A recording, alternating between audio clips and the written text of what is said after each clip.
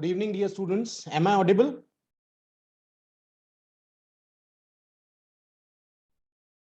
Yes, Payal. Am I audible? अच्छा, is slide दिख रहा है बराबर? Derivatives, market, history and evolution. Is it clear? That's very fine.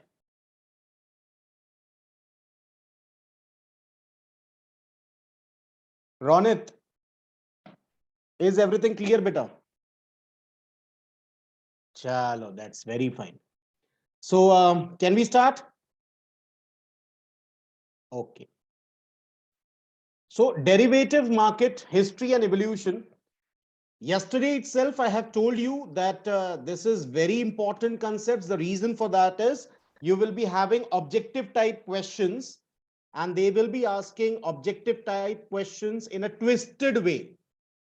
कैसे ट्विस्ट करेंगे क्वेश्चंस को, ये हम लोग यहाँ पे देखने की और समझने की कोशिश करेंगे. Again I would request all of you, if any of the student is not understanding anything, आपको at any point of time ऐसा लगता है कि यार सर कुछ समझ में नहीं आ रहा है, just raise your digital hands. Physical hands नहीं, digital hands raise कीजिएगा. ठीक है, तो let us start. History of derivatives may be mapped back to the several centuries. बहुत सारे साल पहले से ये चल रहा है. Derivative market कोई नया concept नहीं है, ये बहुत पुराना concept है. बहुत सारे centuries पहले ये concept चालू हो चुका था. Some of the specific milestones in evolution of derivatives market worldwide are given below. अब एक एक करके देखेंगे. सबसे पहले हम लोग start करेंगे 12th century से. लेकिन सिर्फ इक्विटी डेरिवेटिव्स नहीं, इक्विटी डेरिवेटिव्स के अलावा हम लोग बात करना चाहेंगे अबाउट सेंचुरीज, क्योंकि बहुत सारे स्टूडेंट्स को है ना सेंचुरी समझ में नहीं आती है. इसका एक छोटा सा एग्जांपल हम लोग आज ही देख लेते हैं. मेरे को ये बताइए कि फिलहाल हम लोग 21st सेंचुरी में हैं. 21st सेंचुरी कब स्टार्ट हुआ और कब खत्म होगा? Just raise your digital hands to let me know that when is the 21st century started and when it will be going to end. Just raise your digital hands.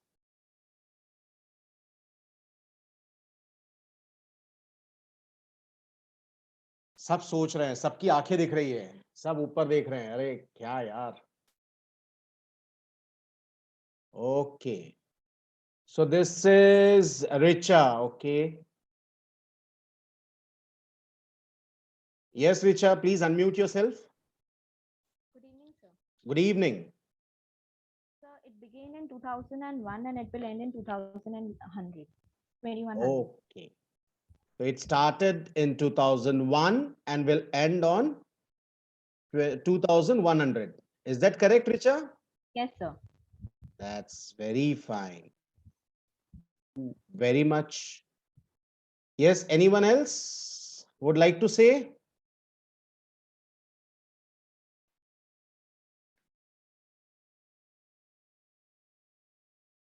Sorry. Yes, anyone else? So what Richa said is wrong. जो रिचा ने answer दिया है that is wrong. चलिए और कोई? Anyone else? देखो, जब मैं आप लोगों को एक चीज बताता हूं, जब नहीं आता है ना तो फेक मारना चाहिए. बिंदास फेक मारो, क्या फर्क पड़ता है. यहां कोई गोल्ड मेडल तो मिलने वाला है नहीं हम में से किसी को, तो एटलीस्ट एक आइडिया हो जाएगा.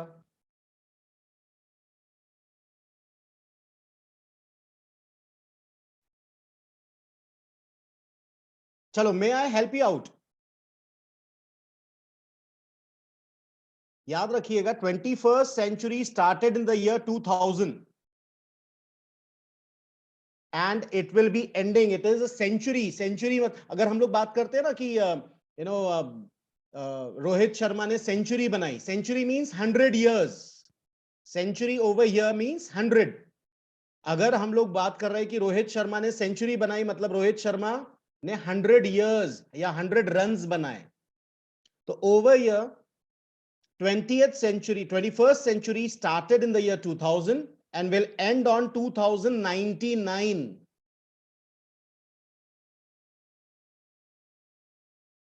पायल बेटू समझ में आया? Ronit is smiling. So it started in the year 2000 and 21st century will be ending on 2099. अगर आप इसको कैलकुलेट करोगे तो 2000 से स्टार्ट करेंगे up to 2099, that means 100 years. तो 22nd सेंचुरी कब से स्टार्ट होगी? From the year 2100 to 2199। तो ये बेटा बहुत ही इजी क्वेश्चन था, है कि नहीं? लेकिन थोड़ा सा ट्रिकी है। और बेटा ये सब क्वेश्चंस बहुत सारे कॉम्पिटिटिव एग्जाम्स में पूछे जाते हैं। ऐसे बहुत सारे कॉम्पिटिटिव एग्जाम्स में मैंने देखा है जहां पूछा गया है कि भाई सो एंड सो सेंचुरी कब स्टार्ट हुआ और कब खत्म हुआ, और मैक्सिमम स्टूडेंट्स का आंसर गेट्स रॉन्ग। तो हम लोग यहां 12th सेंचुरी की बात कर रहे हैं। Let us come back to equity derivatives. So 12th century in European trade fairs, Europe में ट्रेड फेयर्स लगते थे यूरोपियन कंट्रीज में। sellers signed contracts promising future delivery of the items they sold। मतलब ये जो कंसेप्ट है about derivatives, ये बहुत पहले से स्टार्ट हुआ है, बहुत पहले से शुरुआत हुई है। 12th सेंचुरी से ये स्टार्ट हुई है। तब लोग प्रॉमिस करते थे, वहां के फार्मर्स, प्लस 12th सेंचुरी की बात कर रहा हूं, वहां पे जो हंटर्स होते थे वो प्रॉमिस करते थे। क्या प्रॉमिस करते थे? कि भाई जो भी हम लोग प्रोड्यूस करेंगे आने वाले टाइम में हम आपको देंगे, उसके लिए आप हमें थोड़ा सा अमाउंट अभी दे दो। तो उस जमाने में डेरिवेटिव्स कॉन्ट्रैक्ट होते थे। डेरिवेटिव्स मतलब आज हम लोग एग्रीमेंट करेंगे, आज हम कॉन्ट्रैक्ट करेंगे, लेकिन जो भी डिलीवरी होगा वो फ्यूचर में होगा। आगे चल के हम देखने वाले हैं, इसमें दो कंसेप्ट्स होते हैं, फॉरवर्ड एंड फ्यूचर्स मार्केट। ये आगे आएगा और इसके ऊपर पूरा चैप्टर है, 3rd चैप्टर। तो 12th सेंचुरी में यूरोपियन ट्रेड फेयर्स चालू हुआ, जिसमें प्रॉमिस किया जाता था, कॉन्ट्रैक्ट होता था, एग्रीमेंट होता था of future delivery of items. ठीक है। इसके बाद 13th सेंचुरी में there are many examples of contracts entered into by English Cistercian monasteries who frequently sold their wool। अच्छे से सुनना, they used to sell their wool। wool मतलब जिससे स्वेटर्स बनते हैं, wool मतलब जिससे स्वेटर्स बनते हैं, up to 20 years in advance to foreign merchants। अब एग्जाम में क्वेश्चन क्या आएगा कि भाई इंग्लिश या ब्रिटेन में जो मोनेस्टरीज होते थे, मोनेस्टरीज मतलब आप बोल सकते हो जैसे हम लोगों के इसमें बुद्धिस्ट लोग होते हैं, उनके बहुत सारे मोनेस्ट्रीज होते हैं, उसी तरीके से क्रिश्चियंस लोगों का मोनेस्ट्रीज हुआ करता था पहले जमाने में। और 20 साल एडवांस में, मतलब सोचिए 20 इयर्स एडवांस में आप पैसे आज ले रहे हो, डिलीवरी 20 साल बाद मिलेगी।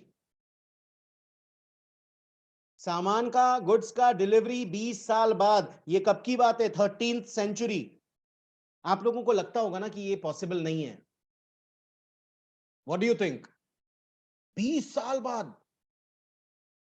मैं आपको एक छोटा सा एग्जांपल देता हूं इसी चीज से रिलेटेड, शायद आप लोग उस चीज को अच्छे से आइडेंटिफाई कर सके।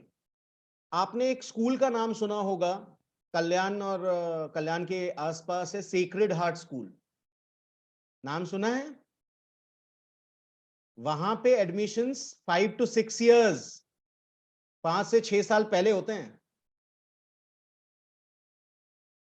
मतलब सोचिए एक पैरेंट प्लानिंग कर रहा है कि यार बच्चा होना चाहिए, लेकिन वो एडमिशन भी करवा लेता है। दैट इज द पॉइंट कि जब बच्चा पैदा हुआ और उधर एडमिशन लेने के लिए माँ बाप बेचारे खड़े हो गए कि अच्छे से अच्छा स्कूल है, सेक्रेड हार्ट का बहुत अच्छा नाम है, ठीक है, वहां का क्वालिफिकेशन एजुकेशन बहुत ज्यादा अच्छा है, तो एडवांस बुकिंग होती है। तो एडवांस बुकिंग अगर आप किसी भी चीज की कर रहे हो, what is that? It is a derivative market. It is a type of derivative market, not exactly derivative, but it is a forward contract.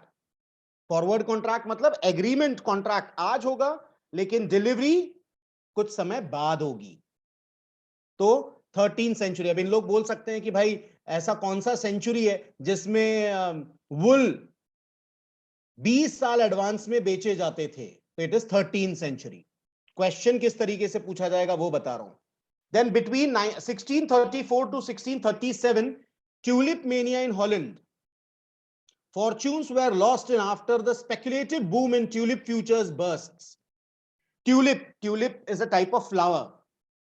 Tulip is a type of flower. Flower का rate ये 1634 से 1637 में Holland के अंदर, Holland एक देश का नाम है जैसे आप सब जानते हैं, उसमें ट्यूलिप का फ्यूचर्स होता था, डेरिवेटिव मार्केट. ठीक है. अब हुआ ये कि ट्यूलिप के रेट्स बहुत बढ़ते गए, बढ़ते गए, बढ़ते गए, बढ़ते गए, बढ़ते गए.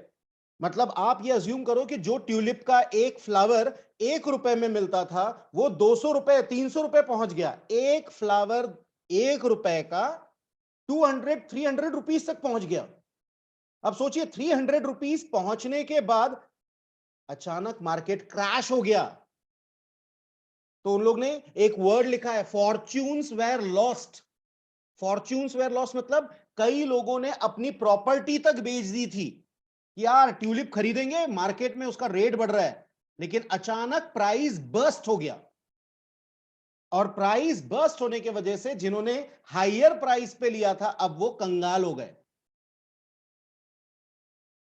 तो ये ट्यूलिप से रिलेटेड कंसेप्ट कौन से देश का है ऐसा पूछ सकते हैं, हॉलैंड. ठीक है. या ये बोल सकते हैं भाई कौन से फ्लावर में हुआ, ट्यूलिप.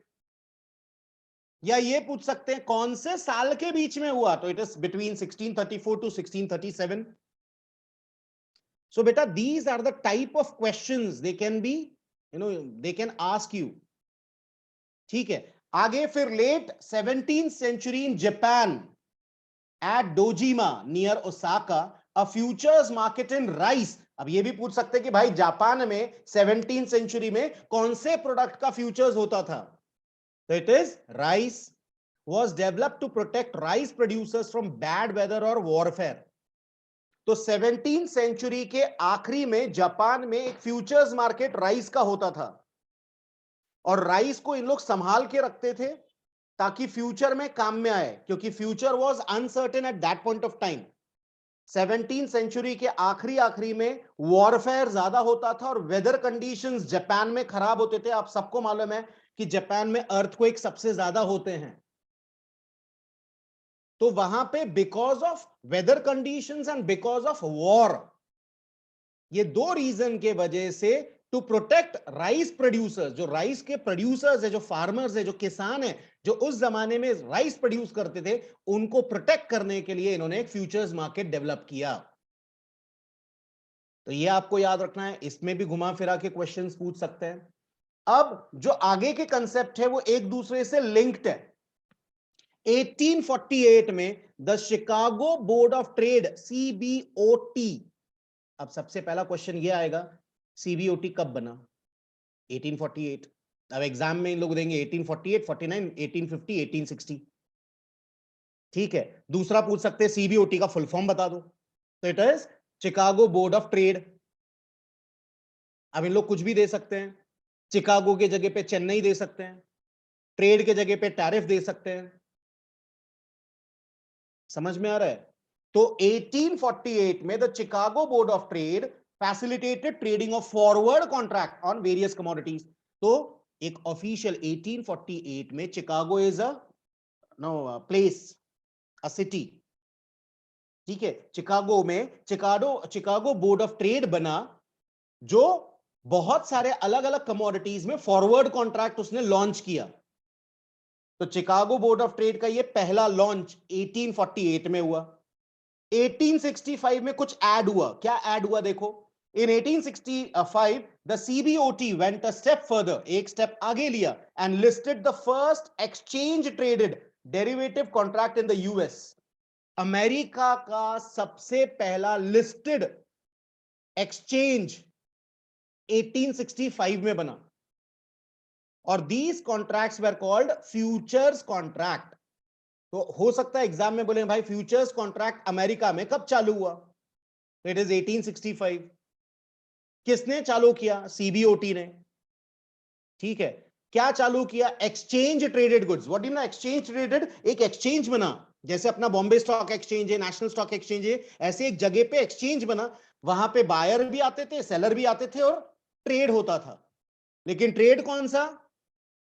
स्पॉट ट्रेड नहीं, ऑन द स्पॉट। जैसे हम लोग जाते हैं वेजिटेबल खरीदने, पैसे देते हैं, वेजिटेबल लेते हैं।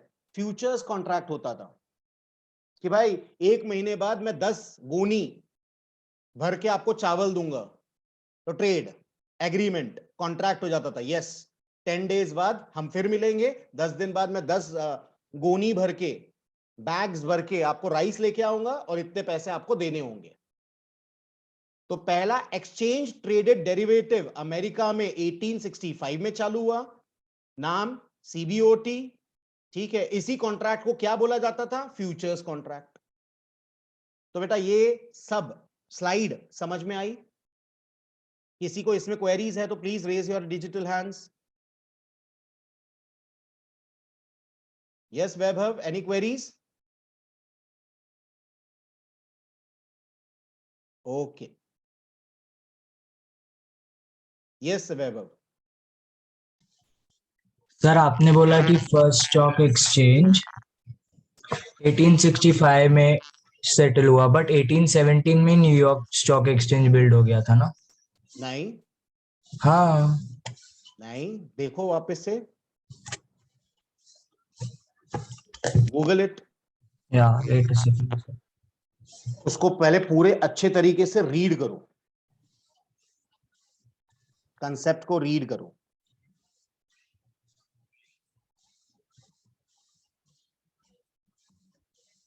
Yes, sir, it is written it was formally constituted as the New York Stock Exchange and Exchange Board in 1817.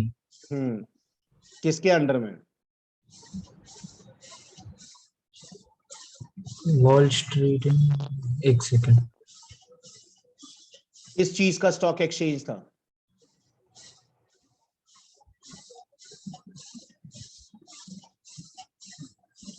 हाँ सर, फ्यूचर्स का नहीं था। तो बेटा छोटी छोटी चीज है, इनको याद रखो। ठीक है, हैंड्स जो आपने रेस किया है वो। हाँ सर। ओके, चलिए आगे बात करते हैं। अगला स्लाइड, स्लाइड चेंज हुआ बेटा?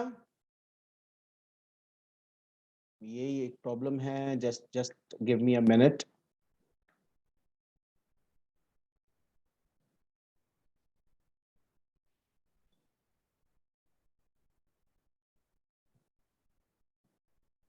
चेंज हो गया बेटा?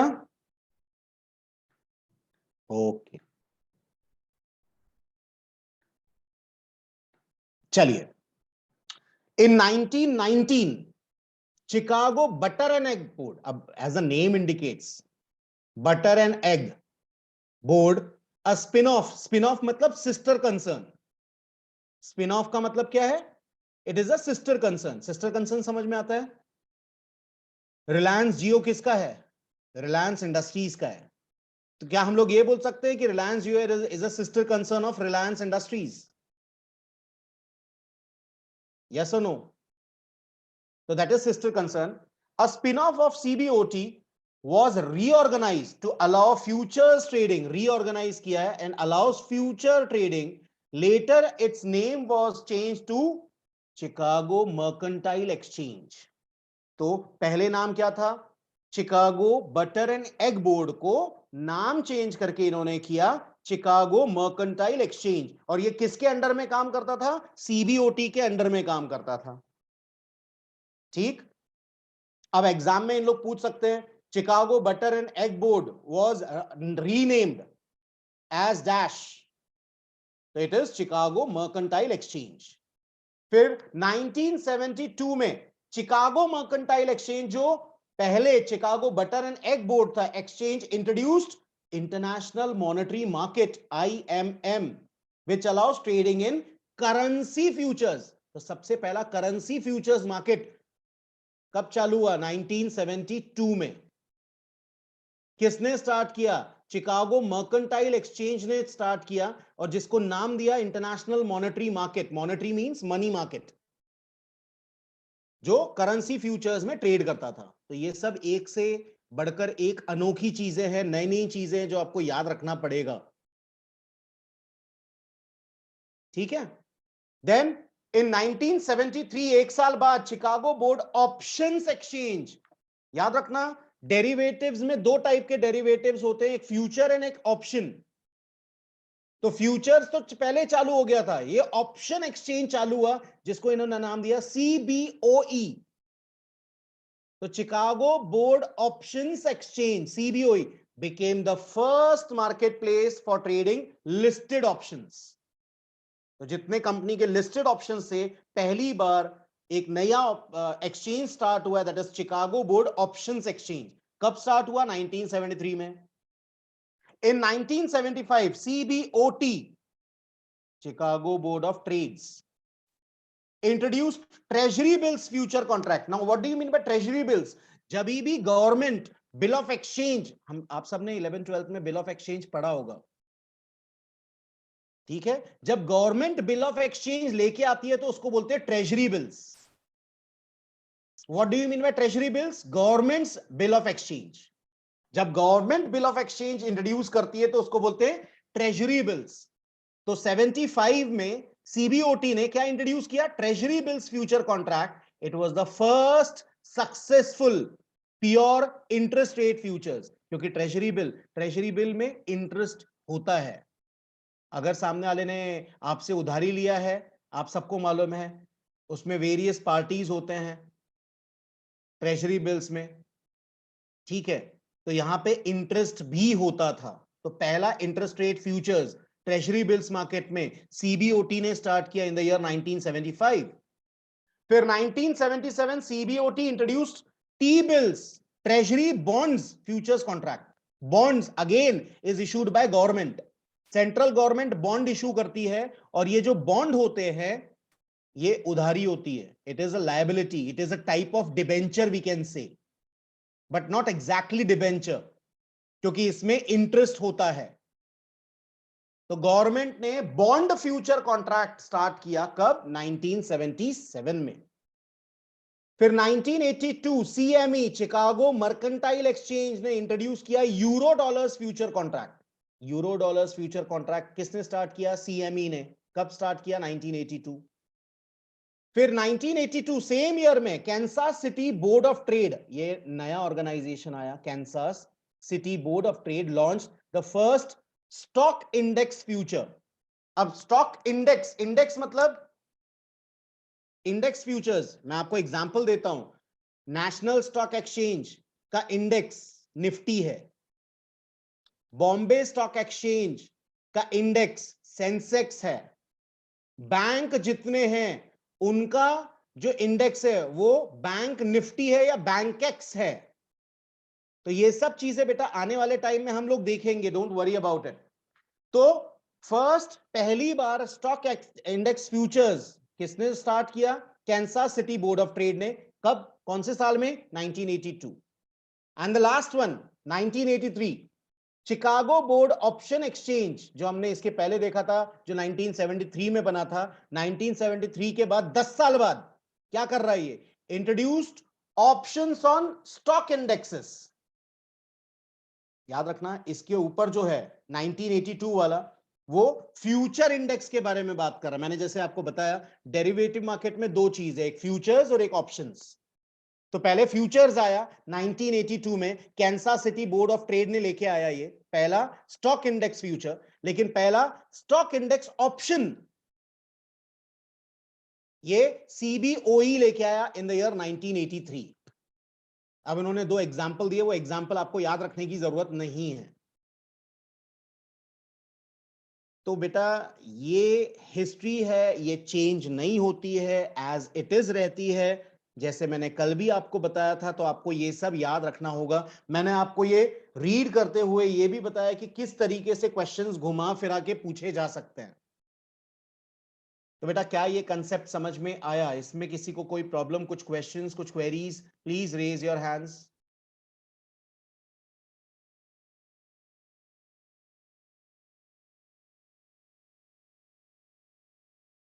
Okay, Sachi has raised her hand. Yes Sachi, Good evening, good evening. sir. Sir, currency futures means currency futures मतलब, फ्यूचर्स में याद रखिएगा, ऑप्शंस और फ्यूचर्स में थोड़ा सा डिफरेंस है. ये आज के लेक्चर में शायद हो पाएगा, नहीं तो अगले लेक्चर में होगा, इसी चैप्टर में है. और मैं आपको एक चीज और बता दूं, ऑप्शंस और फ्यूचर्स के ऊपर पूरे चैप्टर्स है. मेरा जहां तक कैलकुलेशन है, थर्ड चैप्टर में हम लोग फॉरवर्ड और फ्यूचर के बारे में देखेंगे, और फोर्थ और फिफ्थ चैप्टर ऑप्शंस के बारे में है. तो दोनों derivative, forward that is futures and options, हम लोग देखेंगे. फिलहाल क्योंकि पॉइंट है, मैं इसमें ज्यादा एक्सप्लेनेशन नहीं दे पाऊंगा. ठीक है? okay. ओके. और बताए, और किसको कोई प्रॉब्लम है? साची का कंप्लीट हो गया. Anyone else? Vaibhav, do you have any queries? अच्छा, हैंड्स रेज किया है, मैं देख नहीं पाया, सॉरी. यस वैभव. सर यहाँ पे एंड लाइन में the S&P 100 and the S&P 500, वो क्या है वो नहीं समझा. ये बेटा इंडेक्स के नाम है. जैसे मैंने बताया ना, बॉम्बे स्टॉक एक्सचेंज का हम लोग निफ्टी 50 बोलते हैं. ठीक है, ये सब इंडेक्स के नाम हैं. इसका मतलब क्या है ये हम लोग आगे चलेंगे. फॉर एग्जाम्पल S&P 100, मैं आपको बता ही देता हूं. S&P 100, S&P मतलब स्टैंडर्ड एंड पुअर, ये एक इंडेक्स का नाम है. इसके 100 बड़ी बड़ी कंपनीज की लिस्ट अगर हम लोग निकालेंगे, S&P इज एन इंडेक्स. जैसे हमारा निफ्टी है, जैसे हमारा सेंसेक्स है, उसी तरीके से S&P इज अ इंडेक्स जिसमें 100 कंपनीज हैं. दूसरा S&P 500 मतलब स्टैंडर्ड पुअर, एक इंडेक्स है जिसमें 500 कंपनी, शुरुआत की 500 कंपनीज लिस्टेड है. लेकिन ये चीजें आगे हम लोग देखेंगे तो ज्यादा है. अभी अगर मैं आपको और ज्यादा डिटेल में बताऊंगा तो there are chances of getting confused. ठीक है? तो चीजें मेरे को मालूम है, कई चीजें आपको फिलहाल नहीं समझ में आएगी, लेकिन जैसे जैसे हम लोग आगे बढ़ेंगे तो चीजें क्लियर होते जाएगी. तो don't worry about these things. Okay sir, thank you. Okay, Richa is also having certain problems. Yes, Richa. So forward and future contract पूरा distinguish please बताइए. हट पगली, मैं नहीं बताऊंगा जा. फॉरवर्ड एंड फ्यूचर बेटा आने वाले टाइम में आएगा, डोंट वरी. अगर आप लोगों के पास नोट्स अवेलेबल है तो इस स्लाइड के बाद के स्लाइड्स, मेरे हिसाब से 2 या 3 स्लाइड्स के बाद फॉरवर्ड, फ्यूचर, ऑप्शन, सब चीज है, स्वैप, सब आएगा. ठीक है? तो डोंट वरी अबाउट इट. ठीक है, चलिए आगे बढ़ते हैं. क्या आपका स्लाइड चेंज हुआ? अब मैं आप लोगों को बता रहा हूं factors influencing the growth of derivative market globally. ऐसे कौन कौन से फैक्टर है जिसका असर डेरिवेटिव मार्केट पे पड़ता है? सब चीज का पड़ता है बेटा, हर एक चीज का. मेरे को बताओ, मोदी मर गया, मोदी को किसी ने मार दिया, तो क्या डेरिवेटिव मार्केट में हलचल होगी या नहीं? होगी. ठीक है, अज्यूम करो कि रशिया ने अमेरिका के ऊपर हमला कर दिया, इंडिया और चाइना का वॉर हो गया. आज की डेट में जितने कंट्रीज हैं सब ग्लोबली एक दूसरे से अटैच्ड हैं किसी ना किसी तरीके से. आज हम बहुत सारे गुड्स आज भी चाइना से इंपोर्ट कर रहे हैं. सिर्फ हम नहीं कर रहे, अमेरिका भी कर रहा है, यूरोपियन कंट्रीज भी कर रहा है. अब अच्छे से सुनना, इंडिया और चाइना का अगर वॉर हो गया तो अमेरिका को जो फूड मिल रहा है, फूड ग्रेन्स खाने के लिए, इंडिया से और चाइना से वो नहीं मिलेगा. तो क्या उसकी इकोनॉमी पे असर पड़ेगा? यस. अगर उसकी इकोनॉमी पे पड़ेगा असर, तो क्या वहां के स्टॉक एक्सचेंज पे, डेरिवेटिव पे उसका असर पड़ेगा? यस. अब मैं एक छोटा सा एग्जांपल आपको और देता हूं. रशिया और यूक्रेन के झगड़े के वजह से जो चिप होती है, जो हमारे कार में लगती है, जो सेंसर्स होते हैं जो हमारे कार में लगते हैं, वो हम लोग मोर और लेस रशिया से इंपोर्ट करवा रहे थे. ठीक है? जिससे हम लोगों का अगर कार आपकी लॉक है तो आपके पास एक की होती है, ठीक है, आप बटन दबाएंगे तो आपका कार अनलॉक हो जाएगा। तो इसके लिए जो चिप यूज होती है वो चिप अवेलेबल नहीं है बिकॉज ऑफ दिस वॉर। तो क्या इसका असर ग्लोबली पूरे वर्ल्ड में कार मैन्युफैक्चरर्स के ऊपर होगा या नहीं? अगर आज आप कार का देखेंगे तो ऐसे बहुत सारे कार मैन्युफैक्चरर्स हैं इंडिया के, टाटा हो गया, मारुति हो गया, बाकी कंपनीज हैं। इन लोग फिलहाल जो कार दे रहे हैं वो सिर्फ हायर एंड वालों को रिमोट वाला कीज दे रहे हैं, बाकी लोगों को मैनुअल वाला, कि भाई मैन्युअली दरवाजा खोलिए आप कीज के सहारे, क्योंकि चिप्स अवेलेबल नहीं है। तो सोचिए एक छोटी सी चीज है लेकिन असर पूरे वर्ल्ड पे है। तो फैक्टर्स, ऐसे कौन कौन से फैक्टर्स है which is influencing the growth of derivative markets globally? चलो let us see. Over the last 4 decades, derivatives market has seen a phenomenal growth. Many derivative contracts were launched at exchange across the world. Some of the factors driving the growth of financial derivative. अब financial derivative का growth क्यों हो रहा है, क्या reason है? तो financial derivatives का ग्रोथ इसके लिए ये 5 पॉइंट्स दिए। First, increase fluctuation in underlying asset prices in financial market. मेरे को बताइए, आज गोल्ड के प्राइस में लोग डेरिवेटिव्स में गोल्ड में खेलते हैं कि नहीं? क्यों खेलते हैं? क्योंकि रोज डेली बेसिस पे हर मिनट गोल्ड का प्राइस फ्लक्चुएटिंग है। फ्लक्चुएटिंग मींस वोलेटिलिटी, इसको हम लोग शेयर मार्केट की भाषा में बोलते हैं वोलेटाइल है। वोलेटिलिटी मींस चेंज हो रहा है। अब मेरे को बताइए, कोई भी आदमी डेरिवेटिव खेल रहा है, डेरिवेटिव एक तरीके का जुआ ही है। कोई भी बंदा अगर डेरिवेटिव खेल रहा है तो उसमें फ्लक्चुएशन चाहिए या स्टिल चाहिए? प्राइस शुड बी स्टेबल और इट शुड बी फ्लक्चुएटिंग। अगर स्टेबल रहेगा तो बट नेचुरल आप कुछ कर ही नहीं पाओगे क्योंकि रेट रिमेन सेम, तो there will be no derivative contracts. तो इंटरनेशनल मार्केट में डेरिवेटिव मार्केट में बूम क्यों है? क्योंकि जो अंडरलाइंग एसेट है उसका प्राइस फाइनेंशियल मार्केट में फ्लक्चुएटिंग है, वोलेटाइल है। एक ये रीजन हो गया। Second, integration of financial markets globally. आज आप इंडिया के किसी भी कोने में बैठ के न्यूयॉर्क स्टॉक एक्सचेंज से या नैस्डैक से शेयर्स खरीद सकते हो और बेच सकते हो। मतलब पूरा वर्ल्ड एक सिंगल मार्केट बन गया है। तो इंटीग्रेटेड मार्केट आज ग्लोबली, जैसे एग्जांपल दूंगा लेकिन एग्जैक्ट एग्जांपल नहीं है। इंडिया का मार्केट स्टार्ट होता है 9, 9:15 बजे, खत्म होता है 3:30 बजे। दोपहर में 2, 2:30 बजे के टाइम पे यूरोपियन मार्केट शुरू होता है, रात में 9, 9:30 बजे बंद हो जाता है। 6, 6:30 बजे के टाइम पे, इंडिया के शाम के 6, 6:30 बजे के टाइम पे ऑस्ट्रेलियन मार्केट खुल जाता है और अमेरिकन मार्केट खुल जाता है और वो चलता है सवेरे 3, 4 बजे तक।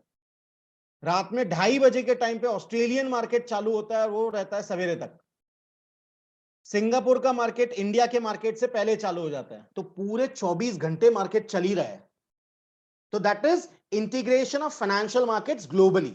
इसके वजह से भी डेरिवेटिव मार्केट में ग्रोथ है। तो हम लोग रीजन क्या देख रहे हैं बेटा? हम लोग रीजन देख रहे हैं, ऐसे कौन कौन से रीजन है, ऐसे कौन कौन से फैक्टर्स हैं जिसके वजह से डेरिवेटिव मार्केट में ग्रोथ हो रही है। तो ये 2 रीजन हो गए। Third, use of latest technology in communication has helped in reduction of transaction cost. आज मैं अगर इंडिया में बैठ के अमेरिका के शेयर्स खरीद सकता हूं और बेच सकता हूं, मतलब मेरे को अमेरिका के शेयर्स खरीदने के लिए अमेरिका जाने की जरूरत नहीं है। तो इससे मेरा ट्रांजैक्शन कॉस्ट बढ़ रहा है या कम हो रहा है? Because of latest communication technology. तो because of latest technology in communication हम लोगों का ट्रांजैक्शन कॉस्ट रिड्यूस हो रहा है, and this is one of the reason that derivative market is expanding globally. There is tremendous growth in derivative market globally. Next is enhanced, increased understanding of market participants on sophisticated risk management tools to manage risk. आज risk manage करने के लिए there are various tools. आप लोगों ने बहुत सारे share market के ऐसे एप्स का एडवर्टीजमेंट देखा होगा जिसमें उन लोग बताते हैं कि मार्केट चल रहा है और सामने ग्राफ है और वो इंडिकेट करता है बाय कर लो, फिर जैसे ही वो नीचे आता है या ऊपर जाता है वो बोलेगा सेल कर दो। तो आज की डेट में बहुत सारे सॉफ्टवेयर्स अवेलेबल हैं जो आपका रिस्क मिनिमाइज करते हैं, लेकिन मैं आप लोगों को बता दूं ये जितने सॉफ्टवेयर्स हैं ये काम नहीं करते, प्रॉपरली काम नहीं करते, टाइम पे काम नहीं करते। ये एक सबसे बड़ा प्रॉब्लम है, सबसे बड़ा प्रॉब्लम। तो आज की डेट में रिस्क को कंट्रोल करने के लिए there are various tools available to manage risk. Sophisticated tools are available. तो आज की डेट में बहुत सारे टूल्स अवेलेबल हैं। ये भी एक रीजन है कि भाई आपका लॉस ज्यादा नहीं होगा, आप रिस्क को कंट्रोल कर सकते हो। This is also one of the reason जिसके वजह से डेरिवेटिव मार्केट ग्लोबली बढ़ रहा है। And the last is frequent innovation in derivative market और न्यूअर एप्लीकेशन ऑफ प्रोडक्ट्स। अलग अलग ऐप बन रहे हैं, बहुत सारे टेक्नोलॉजी इनोवेशन हो रहा है, नए नए ऐप बन रहे हैं। आप लोगों ने बहुत सारे ऐप के एडवर्टीजमेंट देखे होंगे, ठीक है। अपस्टॉक्स एक आ रहा है, अभी आईपीएल चालू है, आप अपस्टॉक्स के ऐप देख रहा होगा, उसका एडवर्टीजमेंट आता है, ठीक है। ऐसे बहुत सारे अलग अलग ऐप बन रहे हैं। तो वही लोग बोल रहे हैं frequent innovations in derivatives market and newer applications. App means applications of products. So beta, these are the factors which are influencing the growth of derivatives market at international level globally. इसमें किसी को कोई problem? ये मेरे को नहीं लगता इसमें ज्यादा कुछ है, क्योंकि ये सब जनरल कंसेप्ट्स हैं, इसमें कोई भी टेक्निकलिटी नहीं है। So any queries? Sachi, Payal, Ronit, any queries बेटा? Vaibhav, Richa? Okay, that's very. चलिए आगे बढ़ते हैं। अब इंडियन डेरिवेटिव मार्केट, अब तक हम लोग इंटरनेशनल पढ़ रहे थे, अब इंडिया में कौन सी चीज कब चालू हुई ये देखना है। इंडिया में कौन सी चीज कब स्टार्ट हुई, ये बहुत ही इंपॉर्टेंट चीज है। अब इसमें मैं कुछ चीजें आपको बताते रहूंगा, आप लोगों को वो चीज अंडरलाइन या फिर लिख के रखना है कि कौन सी चीजें ऐसी है। पूरा पैराग्राफ आपको बाय हार्ट करने की जरूरत नहीं है, इसमें से कुछ क्वेश्चंस आप निकाल सकते हो, क्योंकि ऑब्जेक्टिव टाइप पेपर है तो हमको क्वेश्चंस अलग से सेपरेटली निकालना पड़ेगा कि इसके ऊपर कैसे क्वेश्चंस आ सकता है। चलिए देखते हैं Indian derivative market as the initial step towards introduction of derivatives trading in India. India में डेरिवेटिव कब स्टार्ट हुआ, किसने किया, कैसे किया, कब किया? देखो, SEBI setup a 24 member committee. SEBI ने एक कमिटी बनाई कि भाई इंडिया में भी डेरिवेटिव ट्रेडिंग चालू करना है। तो सेबी ने कितने लोगों की एक कमिटी बनाई, कितने मेंबर्स की कमिटी बनाई? 24 member committee under the chairmanship of doctor L C. Gupta. कब? On 18 November 1996। काय के लिए बनाई ये कमिटी? To develop appropriate regulatory framework, rules and regulations बनाने के लिए, appropriate regulatory framework for derivative trading in India. तो अगर मैं स्टूडेंट हूं तो मैं इस चीज को कैसे लिखूंगा? To develop regulatory framework for derivative trading in India, SEBI dash करके डैश सेबी, ठीक है, setup 24 member committee dash, chairman was doctor L C. Gupta dash, on 18 November 1996। तो 18 नवंबर 1996 में सेबी ने 24 मेंबर की कमिटी बनाई under the chairmanship of doctor L C. Gupta. काय के लिए? To develop regulatory frameworks, to develop rules and regulations for derivatives trading in India. अब इसमें एक तो क्वेश्चन किस हिसाब से आ सकता है? दो ही चीज है, एक ईयर और दूसरा चेयरमैन का नाम, बस। कि भाई रेगुलेटरी फ्रेमवर्क डेवलप करने के लिए जो कमिटी बनाई थी उसका चेयरमैन कौन, तो आपको बोलना है डॉक्टर एलसी गुप्ता। दूसरा कब, तो 18 नवंबर 1996। बस ये दो चीज याद रखना है ये पूरे पैराग्राफ में, और कुछ याद रखने की जरूरत नहीं है। तो डॉक्टर एलसी गुप्ता, कमिटी बनी, चेयरमैन थे, किस चीज की कमिटी बनी, to develop regulatory framework, rules and regulations बनाना है for derivatives trading in India. कब, 18 नवंबर 1996। बस आगे अब दूसरी कमिटी देखो, वही कमिटी क्या कर रही है। 1996 को कमिटी बनी, the committee submitted its report on 17 March 1998 recommending, क्या बोल रहा है, recommending that derivative should be declared as securities, derivative को सिक्योरिटीज बोला जाए, so that regulatory framework applicable to trading of securities could also govern trading of derivatives। तो derivatives को इन लोग ने क्या बोला, देखो कमिटी बनी, कमिटी ने 2 साल अप्रोक्सीमेटली 1.5 साल 2 साल काम किया। 17 मार्च 1998 को उन्होंने रिपोर्ट गवर्नमेंट को दी, और रिपोर्ट में बोला भाई डेरिवेटिव मत बोलो, सिक्योरिटीज बोलो। जैसे हम सबको मालूम है किसी दलाल को दलाल नहीं बोलना चाहिए, ब्रोकर को ब्रोकर नहीं बोलना चाहिए, उसी तरीके से इन लोग बोले यार डेरिवेटिव मत बोलो, ये थोड़ा सा है ना गैम्बलिंग वाला फीलिंग आती है। Instead of the word derivative let us use the word securities. ठीक, 1996 में एक कमिटी बनी under the chairmanship of doctor LC Gupta to develop a regulatory framework for derivative trading in India. They have submitted their report on 17th March 1998 recommending, क्या recommend कर रहा है, derivative should be declared as security। बस अब यहां तक complete हो गया, यहां 2 क्वेश्चंस बन गए। आगे सब्सिक्वेंटली उसके बाद SEBI setup a group in June 1998, एक अलग से ग्रुप बनाया। कौन से साल, 1998, जून 1998, under the chairmanship of professor JR. Verma. ये दूसरी कमिटी बनी 1998 में, सेबी ने दूसरी कमिटी बनाई जिसके चेयरमैन थे प्रोफेसर जे.आर. वर्मा। काय के लिए बनाई, to recommend measures to risk containment, कैसे रिस्क को कंट्रोल किया जाए in derivative market in India. तो भाई जे.आर. वर्मा और डॉक्टर एलसी गुप्ता में फर्क है। डॉक्टर एलसी गुप्ता का चेयरमैनशिप में कमिटी बनी 1996 में, काय के लिए, रूल्स एंड रेगुलेशंस बनाने के लिए। 1998 में सेबी ने एक और एक कमिटी बनाई under the chairmanship of doctor professor JR. Verma, काय के लिए, रिस्क को कंटेन करने के लिए, कि भाई आप ये बताओ कि कैसे रिस्क को कम किया जाए। भाई इंडिया में अगर डेरिवेटिव मार्केट चालू हो रहा है तो रिस्क को कंट्रोल करना जरूरी है, कैसे करेंगे, तो किसने रिकमेंड किया, सेबी ने बोला जे.आर. वर्मा को आप बनाओ।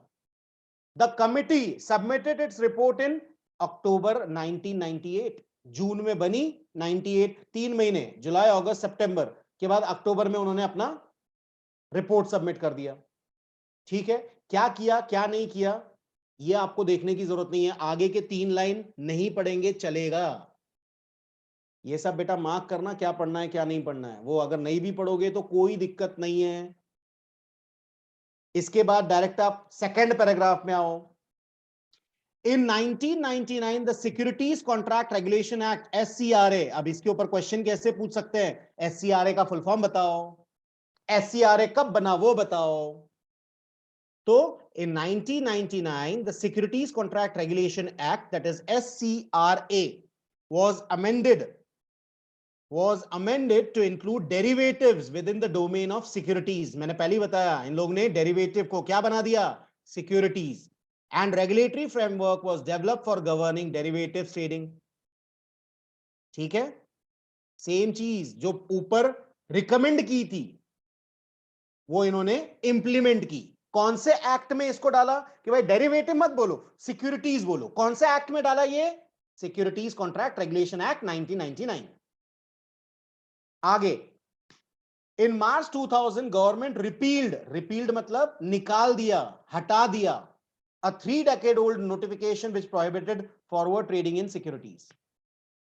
तो 3 दशक तक, 3 दशक मतलब 30 years, मार्च 2000 में गवर्नमेंट ने 30 साल पुराना रूल तोड़ दिया। 30 साल से क्या चल रहा था? No trading in securities, forward trading ban था। मार्च 2000 में गवर्नमेंट ने बोला yes, now from now onwards forward trading is allowed, it is legal. तो ये मार्च 2000 में क्या हुआ समझ में आया? मार्च 2000 में गवर्नमेंट ने जो पुराना कानून था उसको रिपील कर दिया। रिपील मतलब उसको निकाल दिया, हटा दिया। किस बात के ऊपर प्रोहिबिशन था? कि कोई भी ट्रेडर फॉरवर्ड ट्रेडिंग नहीं करेगा इंडिया में। अब गवर्नमेंट खुद डेरिवेटिव्स लेके आ रही है तो अलाउ करना पड़ेगा कि नहीं? तो 30 साल पुराना जो कानून बना था कि कोई भी व्यक्ति, कोई भी इंसान फॉरवर्ड ट्रेडिंग सिक्योरिटीज में नहीं करेगा, उसको एबॉलिश कर दिया, उसको खत्म कर दिया, उसको निपटा दिया। तो क्या ये कंसेप्ट समझ में आया? मेरे को मालूम है थोड़ा सा बोरिंग है, लेकिन हिस्ट्री है अगेन। इसके बाद अब मेन कंसेप्ट आ रहा है, द एक्सचेंज ट्रेडेड डेरिवेटिव्स। अभी तक इन लोग सिर्फ तैयारी कर रहे थे, चालू कब हुआ? देखो किसने चालू किया, कब चालू किया? The exchange traded derivatives India में started in India in June 2000। तो जून 2000 में इंडिया में एक्सचेंज ट्रेडेड डेरिवेटिव्स चालू हुआ with SEBI permitting only 2 stock exchanges, that is Bombay Stock Exchange and National Stock Exchange, to introduce equity derivative segment. Equity derivative, याद रखना इन लोग अभी तक इंडेक्स की बात नहीं कर रहे हैं। तो in the year June 2000 government ने परमिट किया नेशनल स्टॉक एक्सचेंज और बॉम्बे स्टॉक एक्सचेंज को कि आप सिक्योरिटी से रिलेटेड, दैट इज कंपनी से रिलेटेड इक्विटी डेरिवेटिव सेगमेंट चालू करो। मतलब रिलायंस का डेरिवेटिव चालू हुआ, वो टाइम पे इंफोसिस का डेरिवेटिव चालू हुआ, ये सब कंपनी के डेरिवेटिव चालू हुए। ठीक है, तो 2000 में कंपनी के डेरिवेटिव चालू हुए, that is equity derivative segment. इसके बाद इसको हटा दो अब साइड में। To begin with SEBI approve trading in index. अब ये इंडेक्स चालू हो रहा है। इंडेक्स अभी अभी मैंने बताया, Nifty is an index, Sensex is an index. To begin with, SEBI approved trading in index futures contract based on CNX, Nifty and BSE Sensex, which commenced trading. Sensex index में trading कब चालू हुआ? In June 2000। मतलब आप ये बोल सकते हो कि equity derivatives plus index derivatives ये दोनों चालू हुआ जून 2000 में। पैराग्राफ अलग अलग है या सेंटेंस अलग अलग है, लेकिन मतलब एक ही है। ऊपर भी देखोगे जून 2000 है, नीचे भी देखोगे जून 2000 है। तो जून 2000 में सेबी ने दो चीज चालू की, क्या क्या? Equity derivative segment and index future contract, दोनों चालू हुआ जून 2000 में इंडिया में। आगे later trading in index options. अभी तक फ्यूचर की बात कर रहे थे, मैंने पहले ही बताया बेटा डेरिवेटिव में दो है, एक फ्यूचर और एक ऑप्शन। तो पहले फ्यूचर चालू किया 2000 में, जून 2000 में फ्यूचर्स चालू हुआ। इंडेक्स ऑप्शन कमेंस इन जून 2001, एक साल बाद जून 2001 में ऑप्शन, इंडेक्स ऑप्शन चालू हुआ। And trading in options on individual stock commence in July 2001। Index option 2001 June में, लेकिन इंडिविजुअल स्टॉक, इंडिविजुअल कंपनी का ऑप्शन चालू हुआ जुलाई 2001 में। तो ये दोनों थोड़े से याद रखने वाली चीजें हैं। Future contracts on individual stock started in 2001. MCX SX renamed as, अब ये स्टॉक एक्सचेंज का नाम है बेटा, जैसे NSE है, BSE है, वैसे एक और एक स्टॉक एक्सचेंज चालू हुआ MCS SX started trading in all these products, that is futures and options and index SX40 and individual stocks in Feb 2013. एक नया बॉम्बे स्टॉक एक्सचेंज। देखो फ्यूचर एंड ऑप्शन सेबी ने किसको अलाउ किया था? सिर्फ NSE और BSE को। तीसरा स्टॉक एक्सचेंज है MCX SX, ये थर्ड स्टॉक एक्सचेंज है जिसको सब फ्यूचर ऑप्शन सब चीजों में अलाउ किया इन Feb 2013। तो ये 2 के बाद तीसरा आया। पहला एनएससी, बीएससी, ये 2 थे, अब तीसरा आया। मेरे को बताइए इस पर्टिकुलर स्लाइड से रिलेटेड क्या क्वेरीज है? Just raise your hands.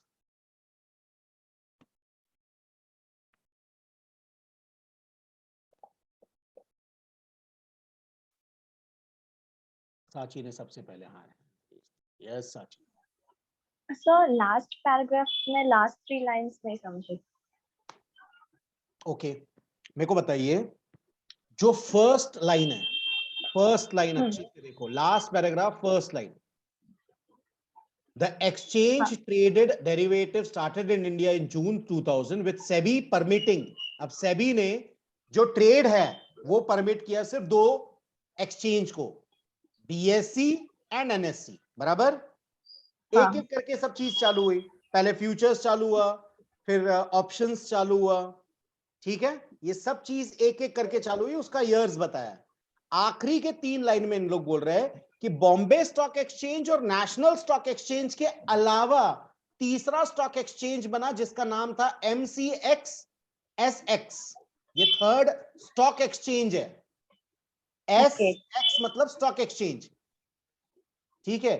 MCX का फुल फॉर्म है multi commodity exchange. Multi commodity exchange, वो आपको याद रखने की फिलहाल जरूरत नहीं है क्योंकि इसको बाद में नाम चेंज करके MSEI कर दिया गया। ओके। तो 2013 में थर्ड फरवरी 2013 में थर्ड स्टॉक एक्सचेंज चालू हुआ, NSE BSE के अलावा थर्ड ऑप्शन चालू हुआ, दैट इज MCX XS, जिसको परमिशन मिला कि आप फ्यूचर्स और ऑप्शन सब में ट्रेड कर सकते हो। ओके, आया समझ में? जी, thank you. Okay, Ronit, still you have a query? बोलो। सर जब भी आप फर्स्ट पैराग्राफ एक्सप्लेन कर रहे थे ना तब मेरा नेटवर्क चला गया था सर, तो आप प्लीज एक्सप्लेन कर सकते हो फिर से? नहीं बेटा, इसको रीड कर लो अच्छे से। फर्स्ट Okay, पैराग्राफ में मैं आपको 2 ही चीज बता रहा हूं कि 2 अलग अलग कमिटी बनी। पहली जो कमिटी बनी उनका काम क्या था? उनका काम था एक फ्रेमवर्क, रूल्स एंड रेगुलेशंस बनाना है क्योंकि इंडिया में डेरिवेटिव ट्रेडिंग चालू करना है। उसके लिए इन्होंने पहली कमिटी बनाई, ठीक है। और जो दूसरी कमिटी बनी प्रोफेसर JR वर्मा की, वो इसके लिए बनी कि सेबी ने उनको बोला भाई डेरिवेटिव में रिस्क को कैसे कंट्रोल किया जाए वो बताओ, तो उन्होंने रिपोर्ट बना के पेश की। तो ये 2 कमिटीज है फर्स्ट पैराग्राफ में। Okay sir, thank you sir. और किसी को कुछ क्वेरीज? चलो ठीक है, हम आगे बढ़ते हैं। रिचा ने एक क्वेश्चन पूछा था, what is the difference between forward and futures? तो हम लोग आ गए, रिचा बेटू आ गए, हाँ, तो अब देखते हैं, ठीक है। तो let us start with it, just a second.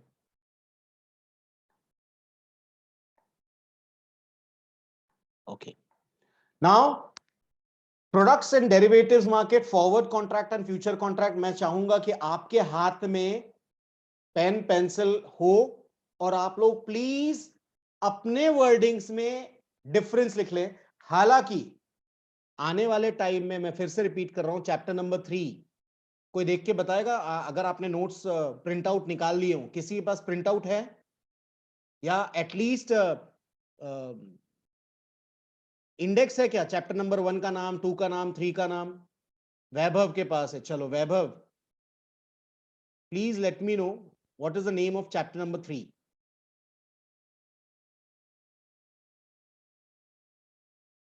Yes वैभव।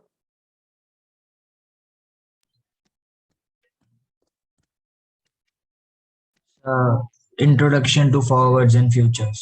देखो यही वापस से आएगा, मतलब यहां जो पैराग्राफ है ना फॉरवर्ड और फ्यूचर्स, ये पूरे का एक चैप्टर है, चैप्टर नंबर 3, ठीक है। फिर चैप्टर नंबर 4 और 5 बता सकते हो? Introduction to options is chapter number 4 and chapter number 5, strategies using equity futures and equity मतलब यहां जो ऑप्शंस है, यहां जो फ्यूचर्स है, उसके बारे में पूरा चैप्टर है, chapter number 4 and chapter number 5, and the last one is swaps. Swaps हम लोग यही देखेंगे, इसमें ज्यादा दम नहीं है। तो can we start with forward and futures first?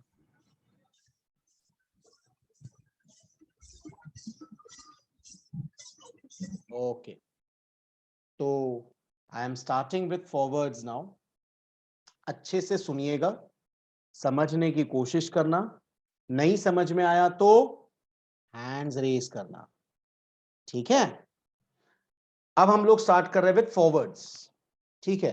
अच्छा ठीक है, चलो चलो अज्यूम करो कि मेरे पास एक मोबाइल है और मेरे को ये मोबाइल बेचना है।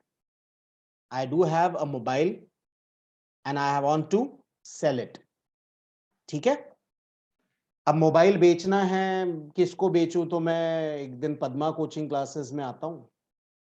पद्मा में मेरे को पायल मिलती है और मैं ऐसे ही डिस्कस करता हूँ कि यार मेरा मोबाइल से परेशान हूँ यार, मेरे को मोबाइल बेचना है क्योंकि ये ना मार्केट में एक नया अच्छा ट्रेंडी मोबाइल आया है, वो मैं खरीदने वाला हूँ। अब भी मंडे के दिन लॉन्च है और मैंने उसको बुक कर लिया है। टुडे इज थर्सडे, आज थर्सडे हम सबको मालूम है, मंडे के दिन वो न्यू मोबाइल लॉन्च होने वाला है and I have booked for that. और जो सेलर है, जो शॉपकीपर है, उसने मेरे को बोला है सर मंडे आपको मिल जाएगा। So I am very eager, but at the same time, I want to sell my old mobile.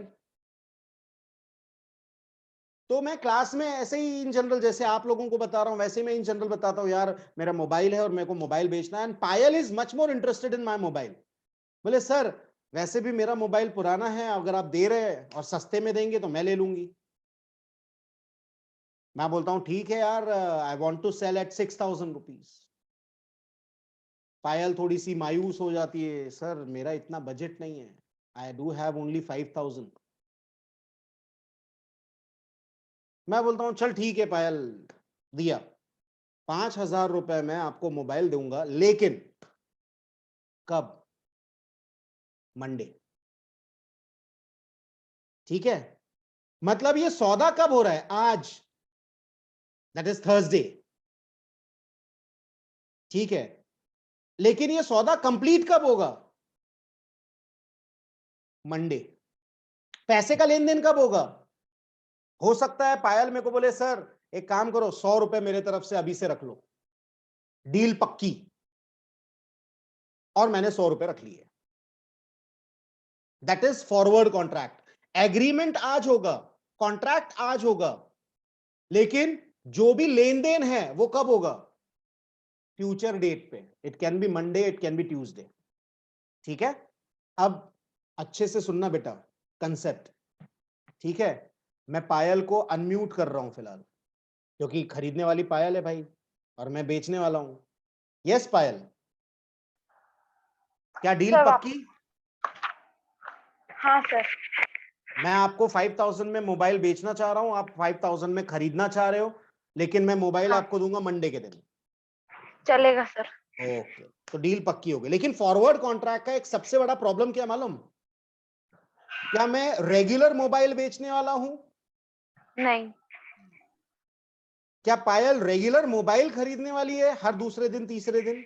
तो ये हम दोनों का रेगुलर बिजनेस नहीं है, फर्स्ट थिंग, ठीक है? अच्छा, आज मैं मोबाइल बेच रहा हूं, कल मैं बाइक बेचूंगा, तो यहां स्टैंडर्डाइज प्रोडक्ट है क्या? नहीं, there is no standardize product. Second thing. Third,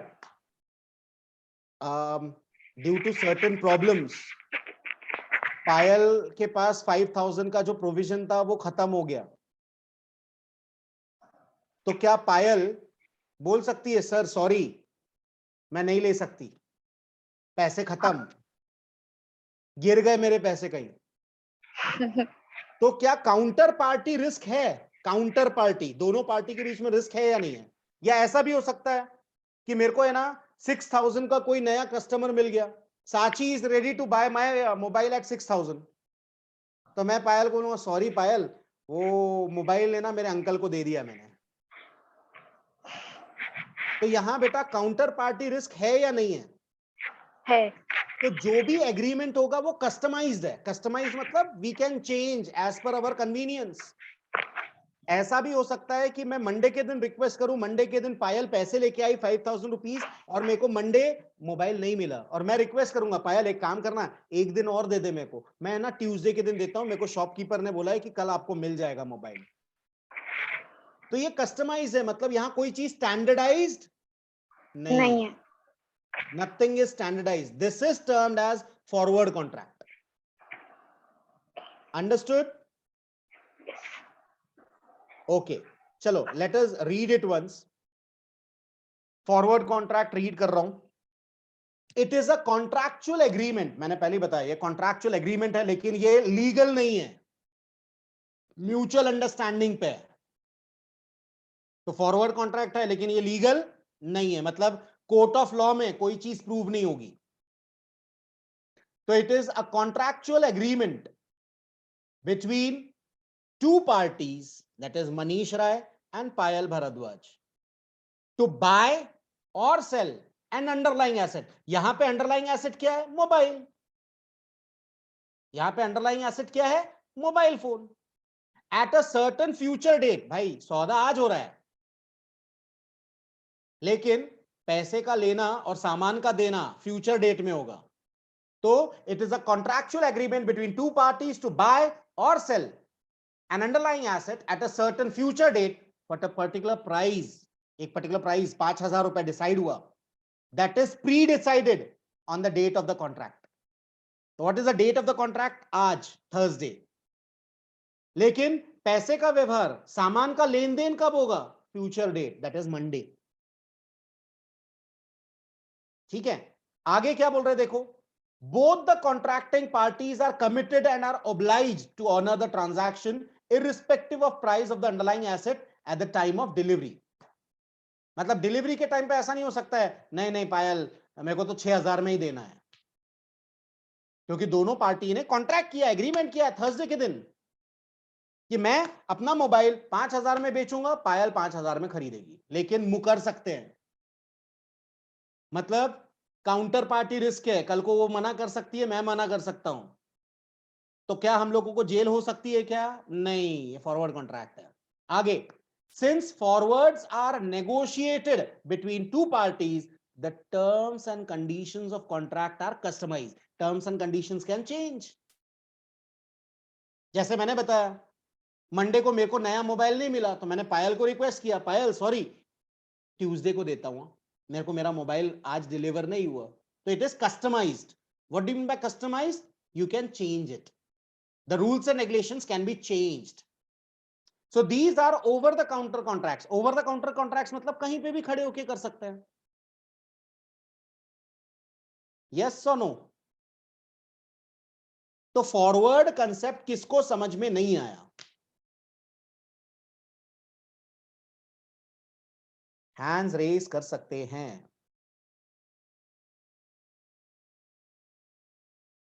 Ronit समझ में आया? रिचा, वैभव समझ में आया? क्वेरी है? हैंड्स ऐसा रेज नहीं करने का, वो तो मैं देख रहा हूं. ठीक है, चलो बताओ.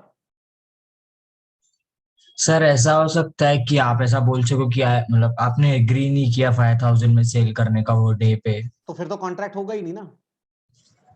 नहीं आपने थर्सडे को बोला कि ठीक है कि I sell on 5,000, but on Monday आपने बोला कि मैंने ऐसा कुछ एग्री नहीं किया था. यस, हो सकता है ना बेटा. That is termed as counter party risk.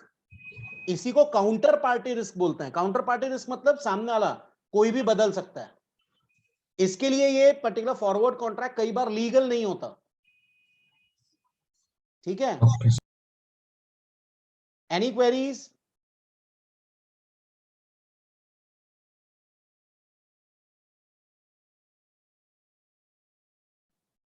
Yes, any queries? चलो अब हम लोग बात करते हैं फ्यूचर्स कॉन्ट्रैक्ट की. याद रखना, फ्यूचर्स कॉन्ट्रैक्ट जो होता है ये लीगल होता है, और ये कहीं पे भी नहीं होता है, ओवर द काउंटर नहीं होता है. फ्यूचर कॉन्ट्रैक्ट ऑर्गेनाइज्ड और रेगुलेटेड होता है. ऑर्गेनाइज्ड भी होता है और रेगुलेटेड भी होता है. आपको एग्जांपल देता हूं. मैं नेशनल स्टॉक एक्सचेंज में जाता हूं, अच्छे से सुनना, मैं एक एग्जांपल दे रहा हूं फ्यूचर्स कॉन्ट्रैक्ट का। किसका? Futures contract.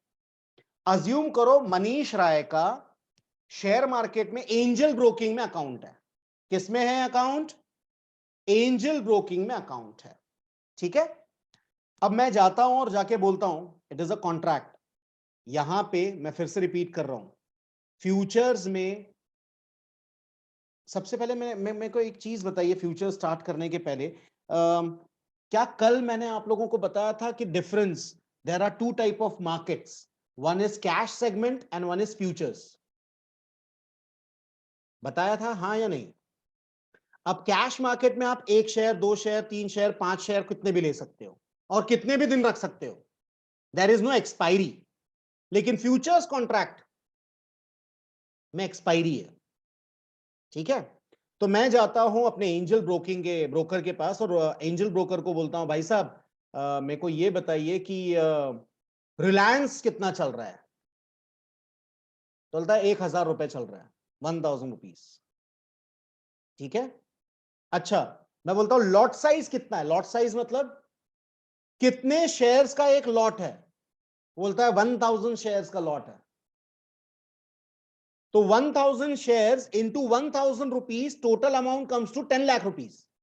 M I correct? कल ही हमने देखा था, यही एग्जांपल हम लोग रिपीट करेंगे ताकि आपको कंसेप्ट इजीली समझ में आए। अब 1,000 शेयर इंटू 1,000 रुपए का एक share, total amount comes to 10 lakh.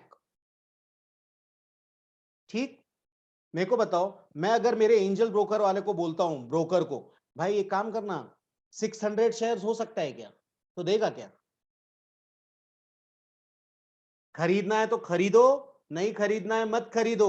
Lot size LOT, lot size will remain same 1,000 shares. खरीदना है खरीदो, नहीं तो मत खरीदो।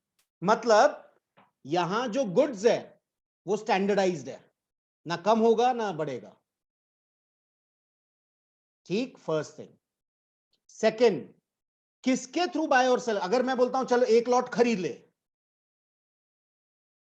कौन बेच रहा है? नेशनल स्टॉक एक्सचेंज बेच रहा है। तो who is the mediator? Mediator is the stock exchange.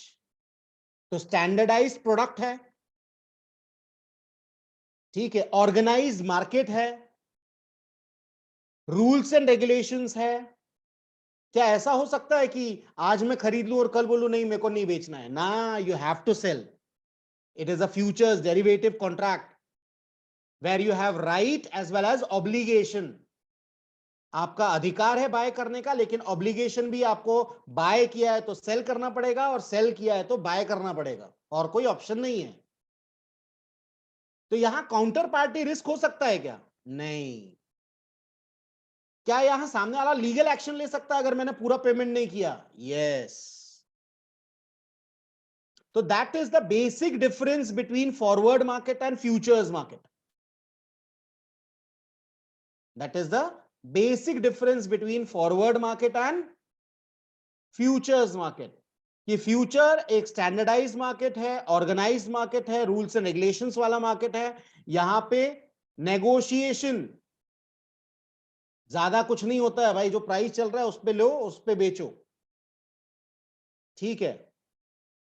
तो let us read, a futures contract is similar to a forward except that the deal is made through an organized and regulated exchange rather than being negotiated directly between two parties। यहां कोई negotiation नहीं है, organized है, regulated है। Indeed, we may say futures are exchange traded forward contracts।